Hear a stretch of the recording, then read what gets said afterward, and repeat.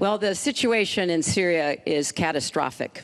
And every day that goes by, we see the results of the regime by Assad in partnership with the Iranians on the ground, the Russians in the air, bombarding places, in particular Aleppo, where there are hundreds of thousands of people, probably about 250,000 still left.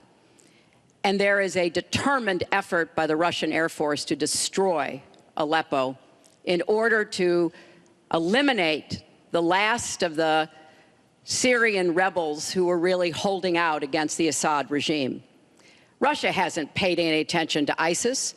They're interested in keeping Assad in power. So when I was Secretary of State, advocated, and I advocate today, a no-fly zone and safe zones.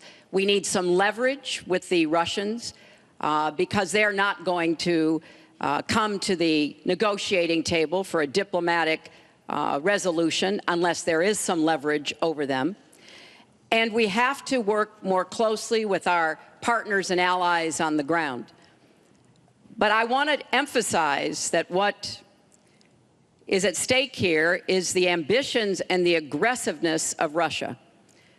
Russia has decided that it's all in Syria, and they've also decided who they want to see become president of the United States, too, and it's not me. I've stood up to Russia. I've taken on Putin and others, and I would do that as president. I think wherever we can cooperate with Russia, that's fine, and I did as Secretary of State. That's how we got a treaty reducing nuclear weapons.